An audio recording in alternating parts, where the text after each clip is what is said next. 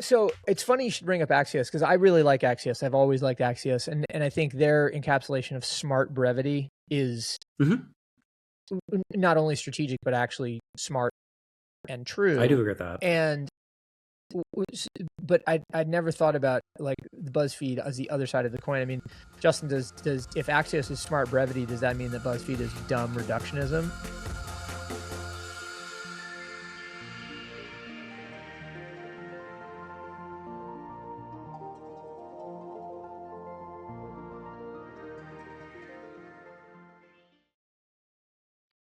Hip replacement.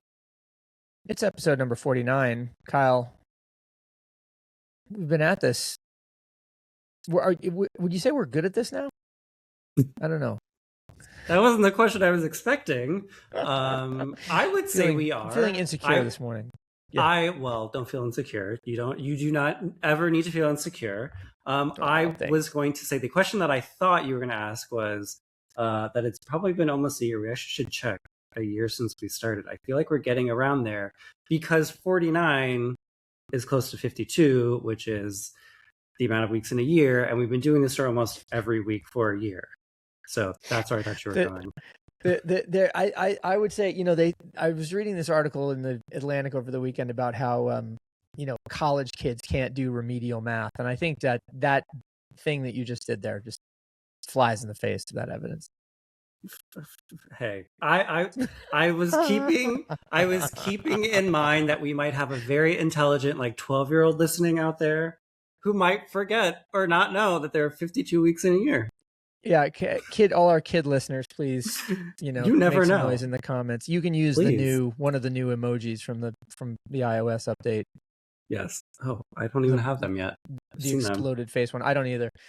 Anyway, so Kyle, we're here with Justin Rocha, but why?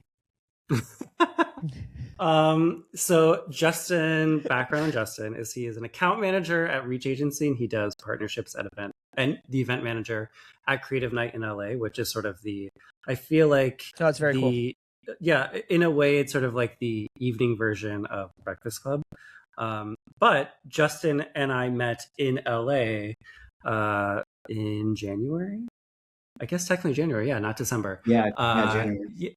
Yeah, he came to both the Term Report Live and the happy hour that we did, and was a very sort of spirited, very great attendee. And we just got to talking, and I was like, you know what, we should have you should come on the show, because I also come on the pod. You're also someone who's just a few years out of college, and we don't often have those people too. So I was like, yeah, we should talk, and we had great conversation. So welcome, Justin. Nice. Yeah, welcome. Thank you. Yeah, I appreciate you having me on. I've been excited for this conversation for a while now. So looking forward to diving in and chatting about everything about. Cool. Amazing. Well, so that being said, then Justin, we're going to give you the rare distinction. Where do you want to start? What should we start on? This has never happened before on the show, so I'm eager to hear what you say. Start on. I honestly would love to chat about that BuzzFeed article that you sent over, Kyle. That'd be a pretty good place to start. All right, Kyle, set the stage. Well, actually, I don't know how I feel about it, but I will set the stage.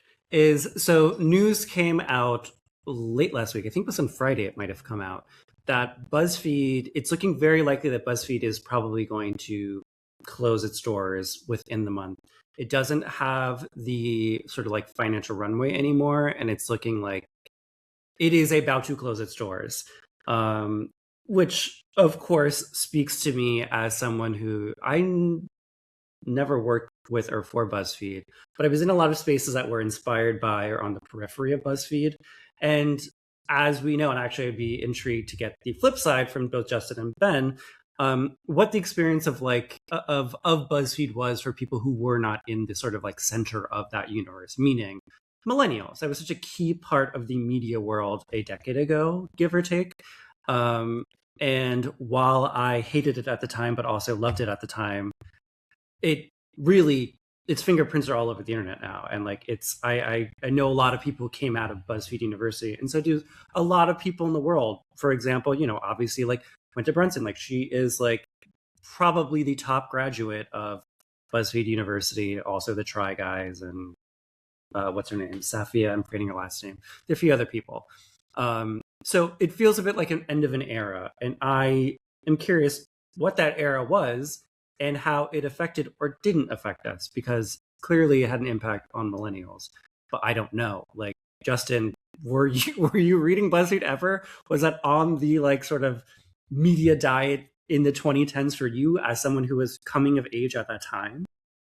It definitely was. BuzzFeed was honestly very instrumental into just kind of getting me into like entertainment and just, the internet, understanding culture, understanding what's really going on in millennial rising Gen Z culture.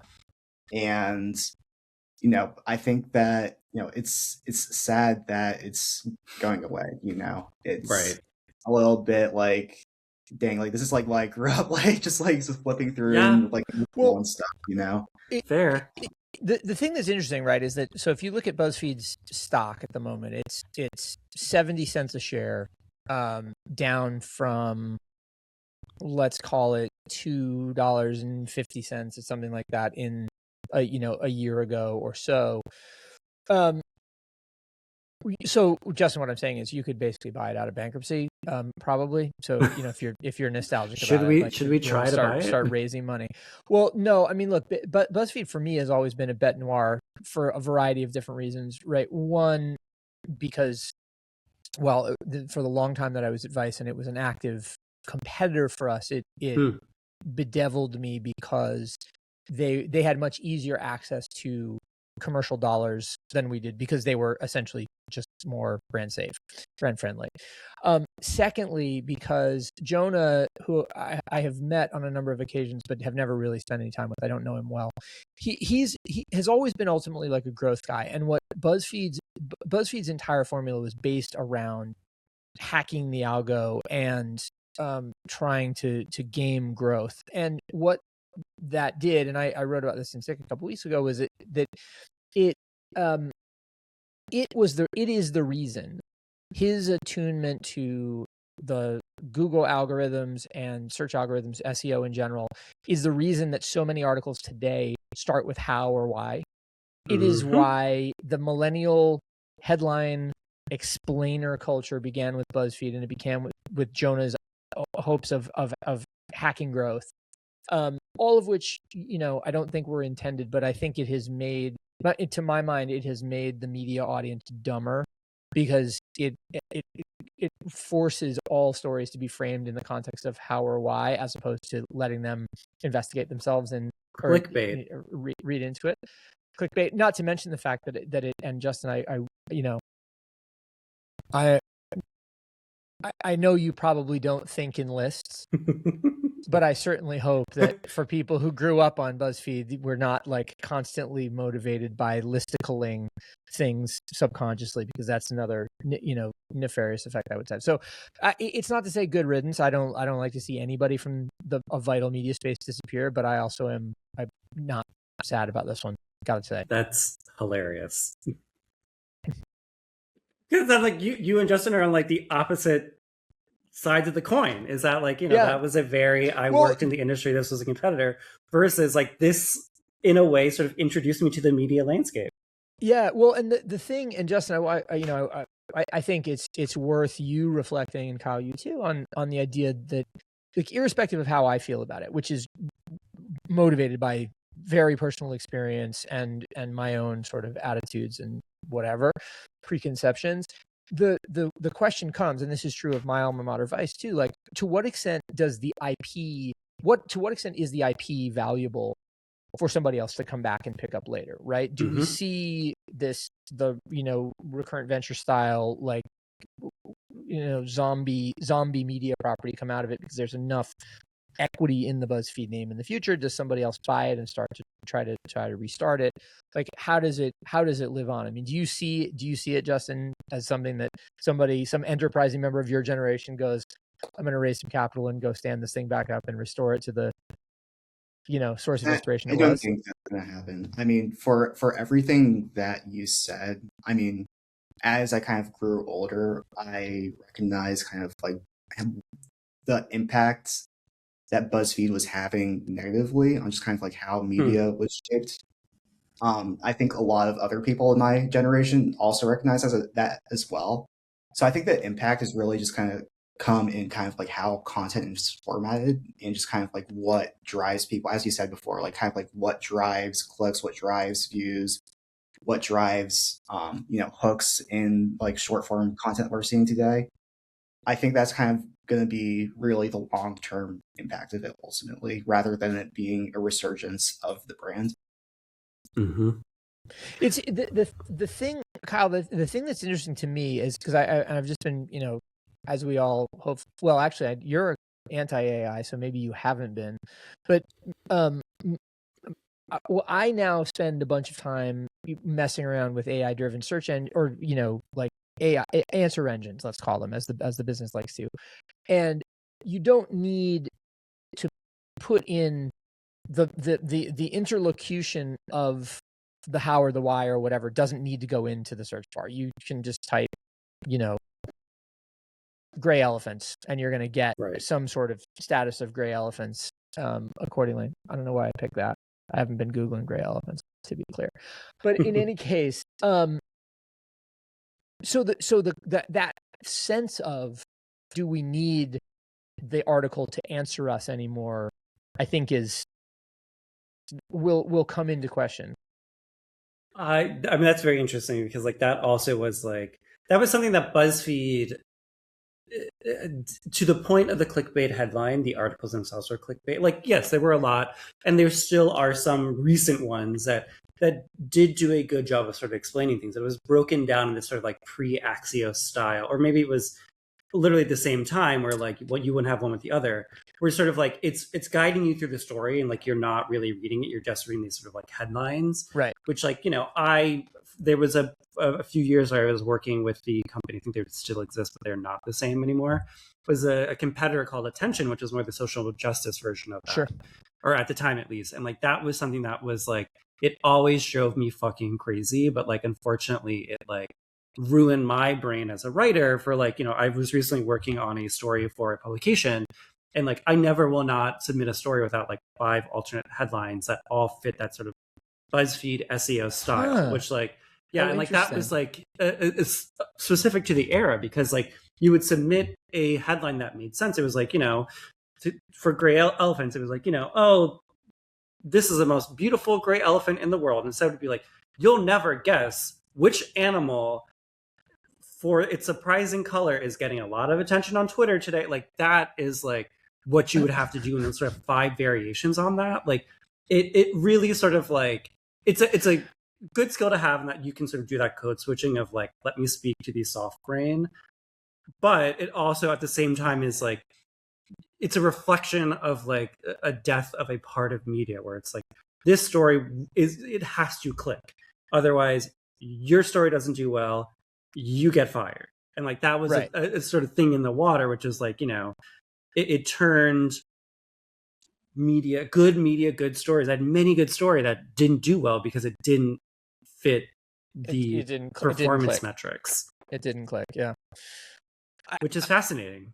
So it's funny you should bring up Axios, because I really like Axios. I've always liked Axios, and I think their encapsulation of smart brevity is not only strategic but actually smart and true. I do agree with that. And but I'd never thought about like the BuzzFeed as the other side of the coin. I mean, Justin, does if Axios is smart brevity, does that mean that BuzzFeed is dumb reductionism?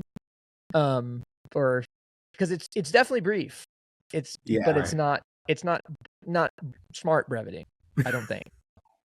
I'd agree with that. I think I mean, really a lot of it is just kind of like formatting it to be like this ultra watered down, version of a story that, gets people's attention, but doesn't really kind of dive into the why of like why, this topic this topic is important in the same way that like something like an Axios would do. I think it ultimately kind of shortened people's attention spans, I think, too, a little Yeah. bit in that. So I mean, and I think this is the thing that kills me about it, generally speaking, is that is this the reductivist nature of it is not to ultimately benefit the audience; it's to get a short-term result. And Right. Whenever we chase short-term results, as a species, I would argue we end up doing ourselves a disservice in the medium to long term. And so it's yeah. I mean, I was going to say is that like another I reason think, I've been allergic to it from the beginning. Right. And I think you're exactly right that it's sort of like, it built a very small house that now everybody's mental capacity fits in, and that everything sort of like it rippled into that, sadly. But the other thing that it also did too, which like I don't know if we can fully give them the blame, but I think they were a big part of it, was like the pivot to video. They were a sort of key player in pushing. I think it would have happened regardless, given the social media landscape. But I do think like, BuzzFeed's YouTube prowess and like starting to play in places like Facebook and Zuckerberg then switching to prioritize video, and like that birth of a lot of publications pivoting to video, et cetera, like that was, I think, arguably more than the formatting, was something that it did, or that it played in, that in a lot of ways, again, for better or worse, sort of like was a nuclear bomb to the media industry. Because like now, like it, you can't function without it. Well, the thing that was stupid about that phrase, which I'm just looking at Wikipedia now, I think it is attributed to BuzzFeed specifically, or an August 2014 profile on BuzzFeed noting the publisher's large investment into video. So it doesn't actually use that term here, but I think that's probably... I think they architected it, and then everybody. But the problem with that phrase, right, as with any of these clickbaity things, is it's like it implies that there is an either or. It implies that you can only absolutely do video, and again, one of the reasons that it makes me crazy is that I think we saw early on that that stories could be multidimensional. This is what I talk about with super formats all the time. It's like stories can be multidimensional, and it doesn't mean that somebody who is not, like, what pivot to video was taken as was writers now have to be video makers, and that was not true, was never true, never should have been true. There are people who can do that. There are people who can't, and so what you then do is you rearrange accordingly to accommodate individuals' talent. But it was taken as this sort of like, I don't know, bizarre media reaction. Makes me absolutely bonkers. Absolutely. Well, really quickly, Justin, I feel like you were right in the bullseye age range. Were you like deep into like BuzzFeed videos? Like, was that a part of your like high school, middle school? I don't know how old you were, but like, was that a part of like your YouTube back then? Because like that seemed like it was so central. Yeah, I mean, it was definitely in the rotation for sure. I mean, just the videos were just so, I don't know, like they were feel good, they were quick, they were right. No. So Justin, give me an example, because I was actively ignoring them at that time, and so like, what's one that jumps out at you as being representative? It's been so long, honestly, since I sat down and watched a BuzzFeed video. But honestly, I'd probably say just kind of like more of their experiential videos, where they're kind of like, Try Guys type content, where got it. Okay, sure. The rubber band and the watermelon type. Type beat. Really trying to kind of like immerse themselves into something new that like a lot of people weren't aware of. They incorporated humor into it. They had like, fun quippy editing in it. And it really kind of like introduced like this style that could easily capture like the attention of like a younger person. And yeah, that was really, it was definitely not something I watched like all the time, but if I was like scrolling through my feed and like something obviously a clickbait title popped up. It had Well, me. it's funny because like that, I remember that era too. Like the watermelon was a specific moment. Like that was probably like for the middle high schooler, probably like amazing, obviously. But also like when I was watching it, it was like in a media space where it was like, how can we do this?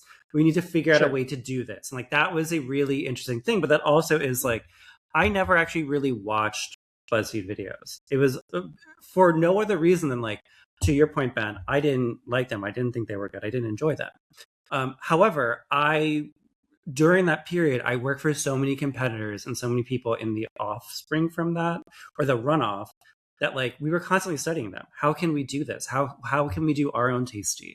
How can we do this and do that? And like it's funny because like I hadn't thought about it until this moment that like perhaps the videos they were making, like they weren't necessarily for us, me meaning like millennials who are working in media. Obviously they were sort of, I think, thinking about like younger people. Like I didn't think about that.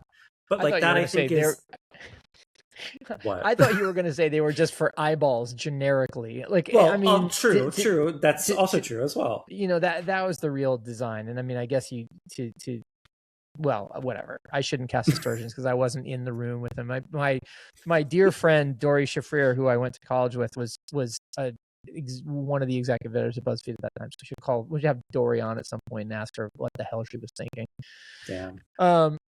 But to my mind, it was much less the like I'm trying to get Justin to stop his thumbs here, right? Because we all remember thumb stopping, right? Oh, it still exists. No, I know it still exists. It's still hopefully it doesn't exist. Hopefully it doesn't exist as a word anymore. But in any case, I think it was much less like we're trying to get Justin to bring him into a lifetime of media consumption with our media brand. And it was much more like we're trying to get eyeballs, human eyeballs. Yeah, it froze for me too. Okay, I was like, am I? Does it be? No, you're back, Ben. I think. Uh-oh. You're here now. Okay. Good. Something weird was going on with the recording. It's still going. Anyway, yeah. Okay. Well, so thank you, listeners. I'm back. I froze. But what I was saying basically was that we were not trying to inculcate a lifetime of media consumption by young Justin. We were trying to engage eyeballs, whomever they were, so that we could support or we could serve advertising to them. And as somebody who led an advertising division, that still made me absolutely bonkers because it was just like you're doing this for the wrong reasons, and that is going to poison your audience against you at some point in the near or midterm future. Where are you going to jump in with, Justin?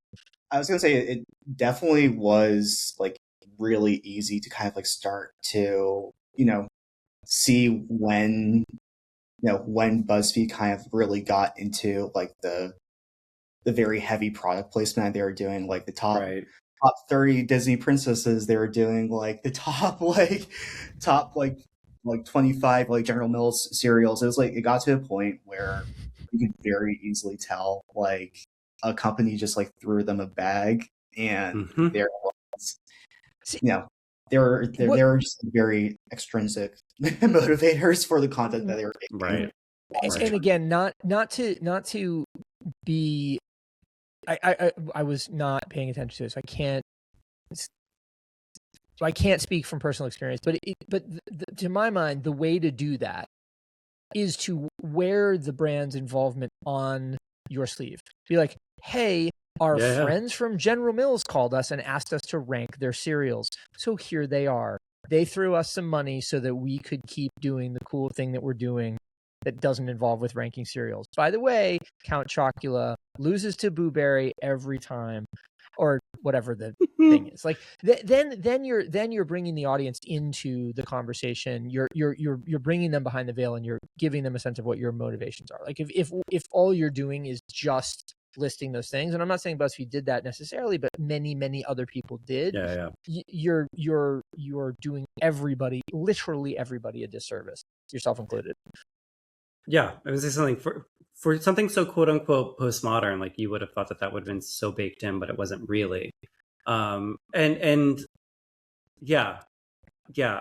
do think because of all of that, it really set up something like BuzzFeed News, which was incredible. It had an amazing run.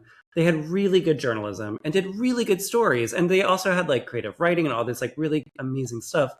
It set that up for failure. Like it was like by doing exactly to, you know, what you said, Justin, with the branded stories and just like the way that everything had to be clickbait, like it set itself up for that to never fully last. And like it's a shame because like that was such a great new media, like true new media, new journalism space, and then like it dissolved, and that was very sad.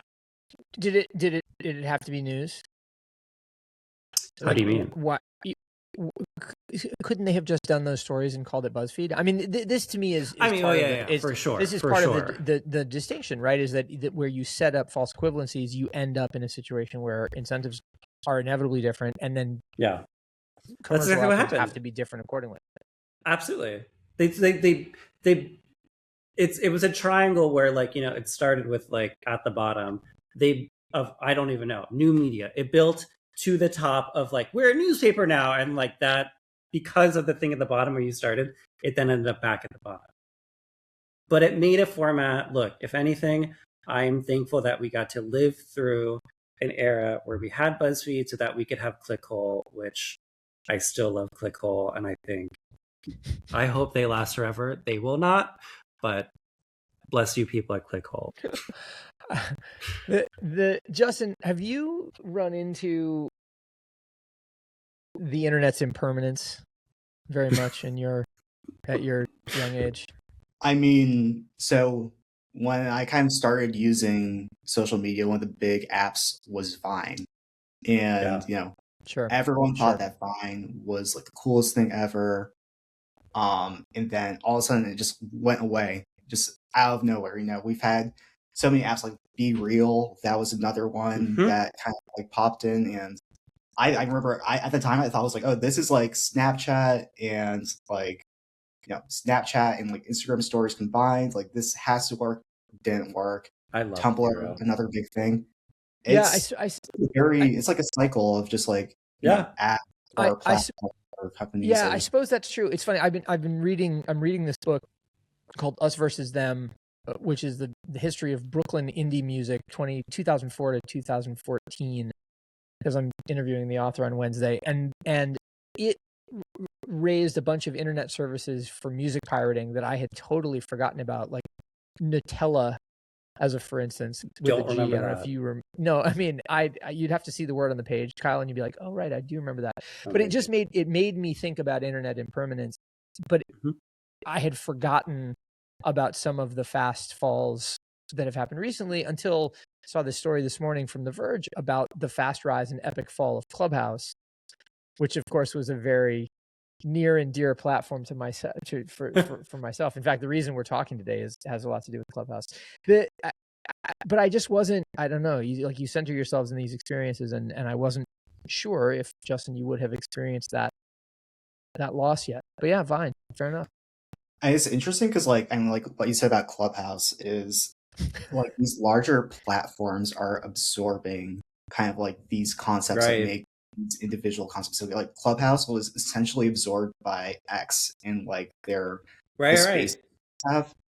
You know, this is something I think that's just going to continue to happen when a new concept comes in. Just like, you know, one of the larger conglomerates is going to, you know, eat it up. And it's that stories problem when I think Snapchat launched stories first, but nobody thinks of Snapchat when they think of stories. They think of Instagram now because Instagram stole it, and so did everybody else. But like that was like, yeah, it's funny once a new. Well, again, that's why all the social networks are all the same now, because they all stole each other's defining features.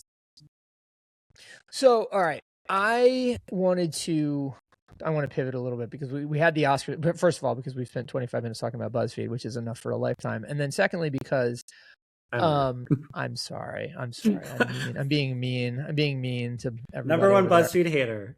I'm being mean.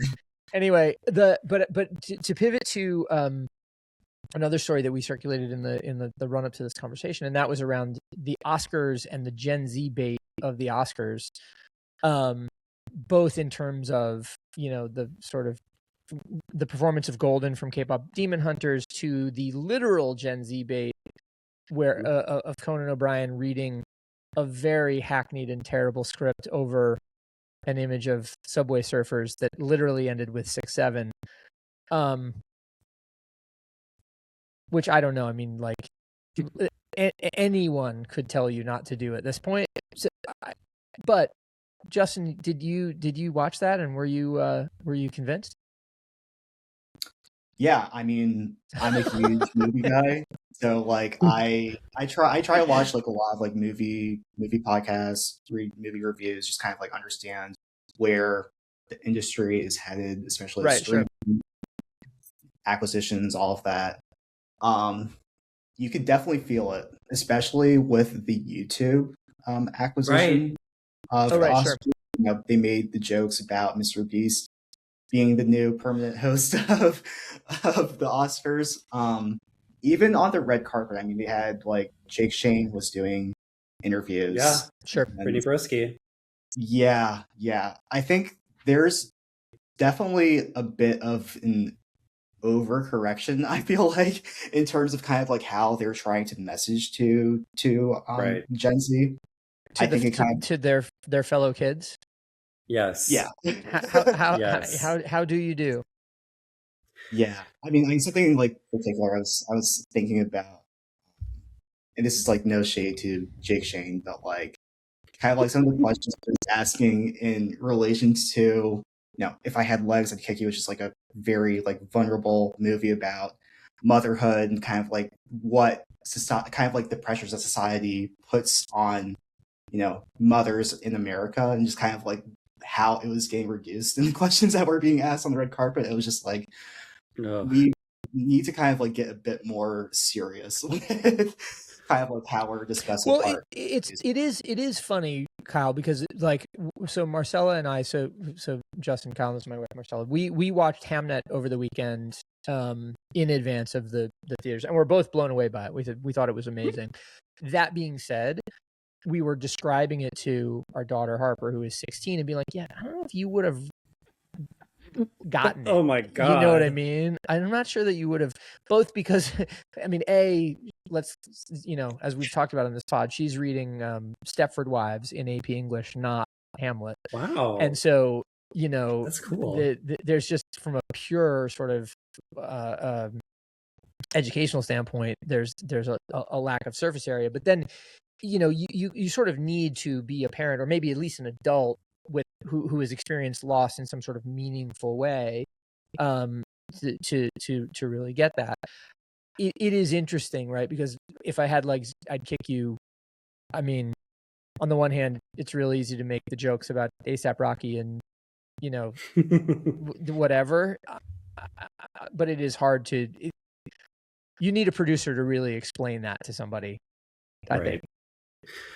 Well, it's the thing. I was literally right before this writing about this for tomorrow/today, today's Gen Report, is that like, who is this for? Like, who is the audience? Like, I mean, we know intellectually that they're like Gen Z, but it's like, it's not, because like, this is not buy-in for Gen Z. You are doing the drag of it to sort of make it connect, but it's doing yourself a disservice at this point. It's like, you know, not that it's not the entertainment awards, but it's trying to be the entertainment awards, but it's also trying to be high art, which it's failing at doing. Like, to that point of like, you know, what's his name? The guy from Marty's Scream, Kevin O'Leary, is that his name? The shitty, Mr. Wonderful. Yeah, the Mr. Wonderful, shitty right wing guy. Him on the red carpet, like showing off whatever fucking swag. When you have I'm forgetting his name, and I'm forgetting actually what he did. This Iranian filmmaker who is like probably facing jail time when he returns, and it's like, that is like the missed opportunity. That sort of says it all. Is that like, you know, choosing the path of like what would be entertainment, and ironically doing it very poorly as the leaders of entertainment, versus maybe leaning more into the niche of it being art and the letterbox of it all. Like, there's like leaning into that craft, and like sort of, again, like Hamnet, I didn't see it. I read the book. I think it's interesting. I'm sure I would not like the movie, but like Chloe Zhao, I think, is really brilliant. I don't know. It's too long. It's 3 hours too long. I don't care. It was 2. It's 2 hours? I didn't love. Okay. Oh, was It's 2 hours? very Okay. good, Kyle. It's very good, Kyle. I'm not sure you I- wouldn't like it. Anyway. Okay, I will watch it at some point. But like either way, it's like I don't think that it did. It tried to do the like we're the Met Gala now, like Vanity Fair carpet, and like I don't think that worked. Like it's also like number one, way too late. Number two, it's like it just ironically the vibes are not there. And I'm not saying that fashion people are more entertaining or more interesting. They're not. Believe me, I know that personally. But like it's just not set up. It's this institution now. It's really hello, my fellow kids, or what? Like it's so bad. Like they don't have the right people in the room. They're trying to course correct history. I think this is actually the best example. I will leave it at this. Is like the Academy's TikTok. They try to be so cool, and I always dunk on them in their comments and do a good job because people like the comments. Like this week, they posted about this clip of Kim Basinger, and like someone in the archive who was like, Kim Basinger, I don't remember when, like 1989, whenever Do the Right Thing came out. She presented for Best Picture or something, and she went off script and said, you know, one of the movies that's not nominated that should be nominated is Do the Right Thing, blah blah blah, and like got in a lot of trouble for that. But Spike Lee gave her a handwritten note that was like, "Thank you for shouting me out," or whatever. Sure. And the Academy is sharing that on their TikTok page, like, look at this part of history, blah, blah, blah, blah. Look what we did. And it's like, this is rich because you guys fucked it up and are trying to like rewrite history. Like, we're Kim Basinger. No, you're not. You were the gatekeepers and you kept that story out. You suppressed it, I would argue. And now you're trying to pretend like I'm really cool, I'm really progressive. Like, that's not true. And it's like, that I think is, to me, the whole problem. It's like they're trying to have their cake and eat it too. There has to be some allowance for hindsight, though. I think if it was framed to acknowledge that, sure, but like they're never going to acknowledge. Yeah, sure. That like of course. they've never again to the point of like to that BuzzFeed thing of like, hey, we partner up with our people at whatever. Like, there's not enough self-awareness.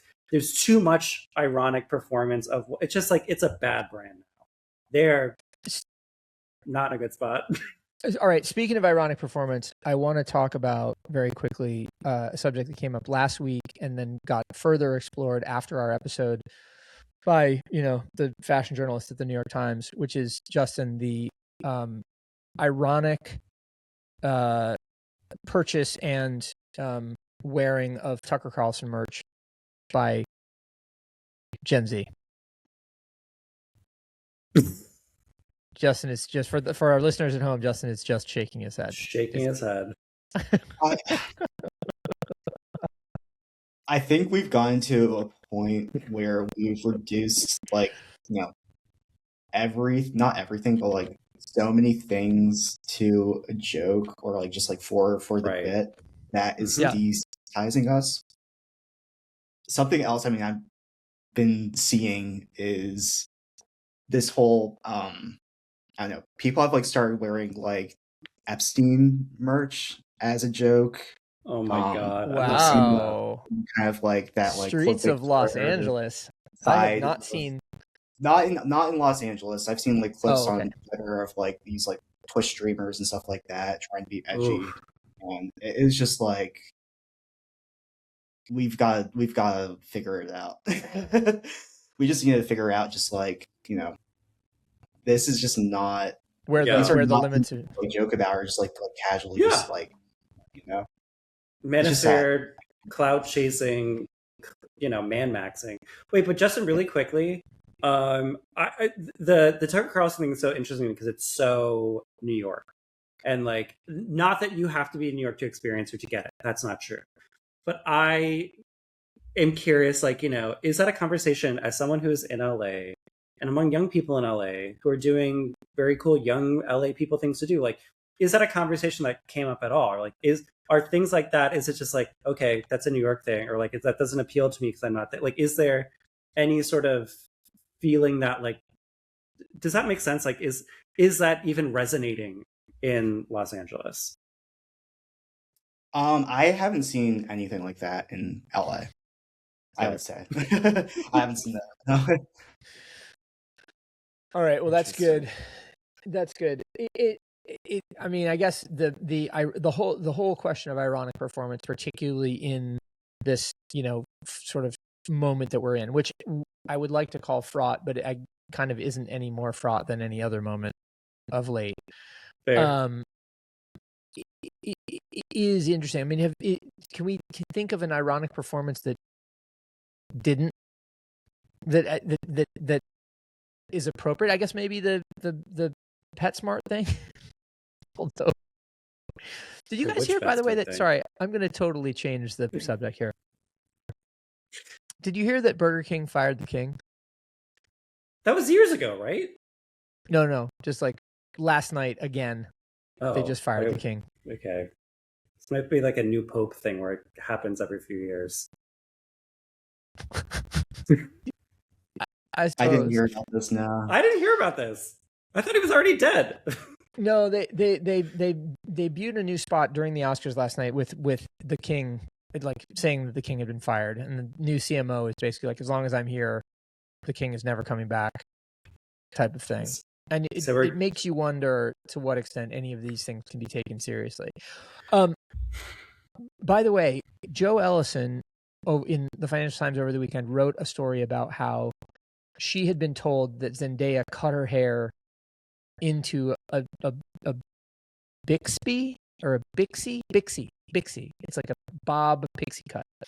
And then Margot Robbie apparently cut her hair also, and then Demi Moore allegedly cut her hair. And then Joe Ellison's like, I don't know if any of these people actually cut their hair. I don't know if I can believe any image I see anywhere.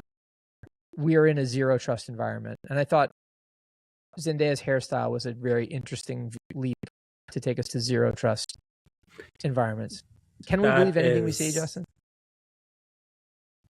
With AI now, it's tough. I mean, speaking of Zendaya, I mean, I don't know if you all have seen this, but like every 15 minutes, I feel like I see a new leaked AI picture of like Zendaya and Tom Holland sweating. Yes. And so many people. They're wetting. I thot you said them sweating. And I was like, they're doing, branded content for a sauna chain or something. No. But no, I mean, they recently got married. Official wedding pictures haven't been released, but there has just been so much just like AI slop just put out there of their wedding. It's so interesting. Like, number one, that it's like, as somebody observed on Twitter, it's like really strange that in the wedding pictures, he would be holding up his mask from Spider-Man. That would be crazy. That would be crazy for him to do, which is like fair.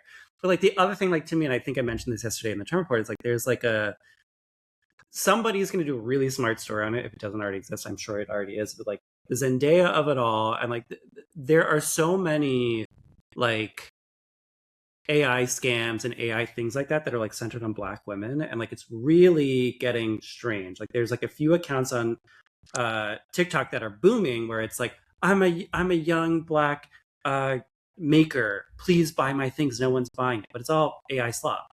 And then you also have, like, I saw this video today of like someone calling Hilton and being like, this isn't a real person, and the person on the line is made to sound like a Black woman. So like a really interesting fucked up thing is happening in that space of like AI profiting off of the image and the idea of Black women. And like that is someone write about it, please. I'm sure somebody's writing about it right now, but like there is they all go together. They're all on this is a problem mood board. Well, yes. Dallas, I mean, is that a and I take your point completely, Kyle, but is it a thing about Black women in particular, or just about women in particular?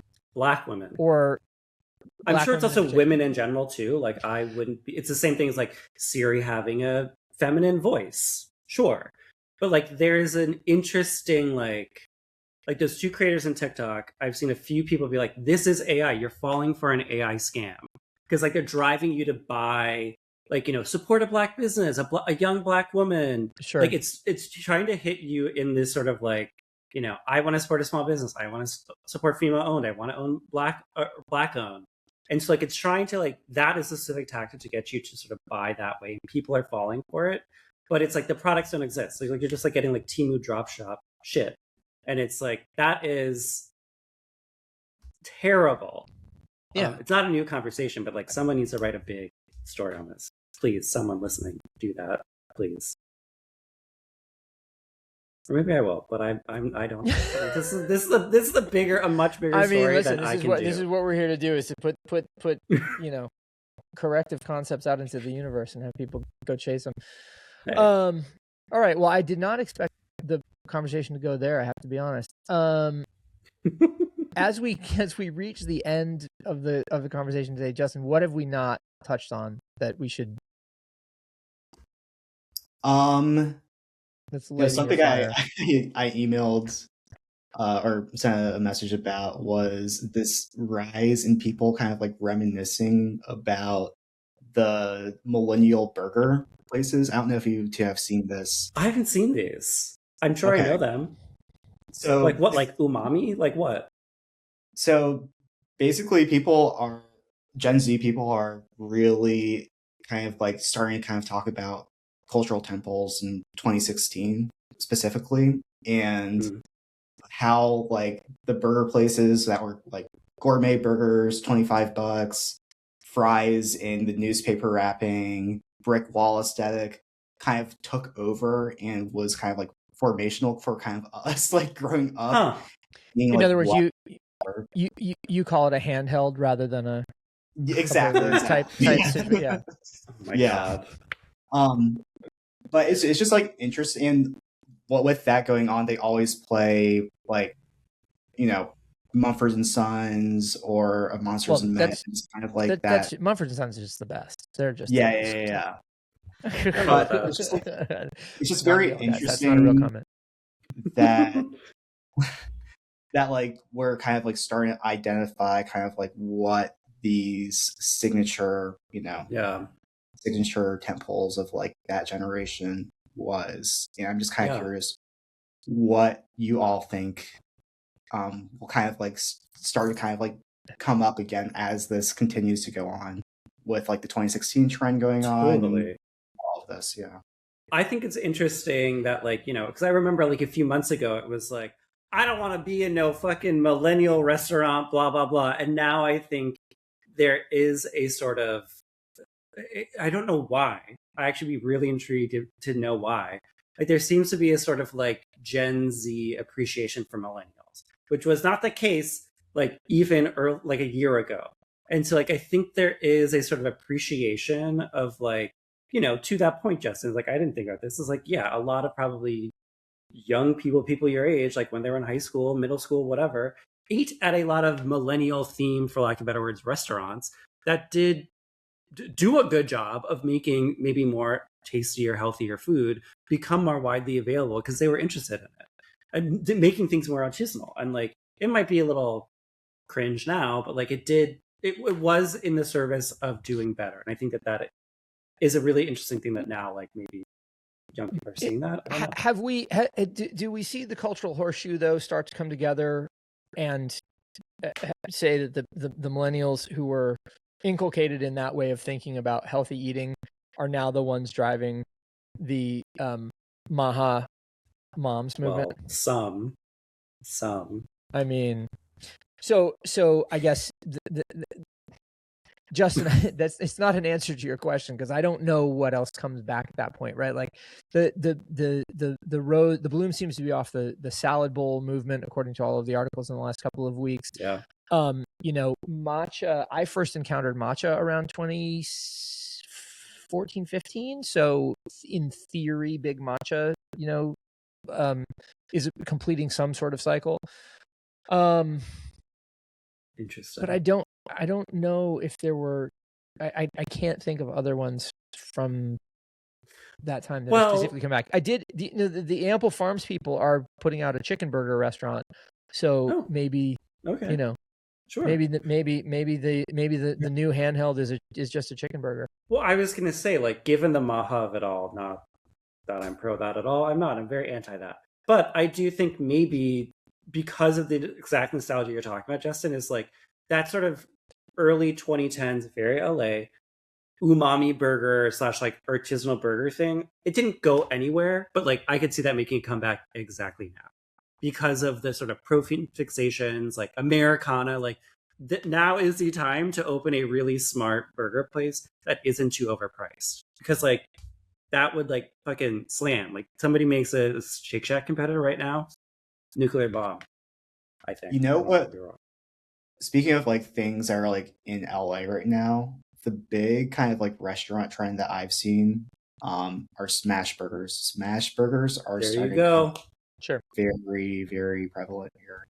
So I don't know if like That could in a be way it. there's all an evolution of just like how burgers show up in society. I mean, like even Totally. like the 50s, 60s, like they had the diners, like then you went Yeah. into like kind of like fast food, like McDonald's, like Burger King kind of aesthetic, and then it just kind of keeps on evolving over time. kind Well, of there are thing. there are some interesting macros at hand here, right? Beyond Meat dropped meat from its name.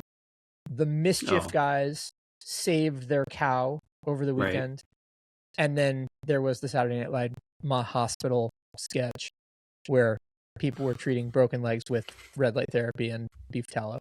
So I don't know, Justin. I think that the answer is to be continued, this conversation. Before we go though, where can the kids find you? Yeah, you can find me on LinkedIn. Just look up Justin Rocha, and then Instagram Justin Rocha 00. If you want to see the work that I'm doing with Creative Night, it's at MW Creative Night on Instagram. Nice. But yeah, those are the places. Cool. Well, Justin, thanks for joining us. We'll have you back at some point to get into whether those restaurant trends have come to fruition or not. And in the meantime, thanks for being here for us for Hip Replacement episode number 49. Kyle, we will catch you again next week for another new episode. In the meantime, everybody, thank you for being here, and thanks again to Justin Rocha as our guest. Thanks. Thank you. Bye.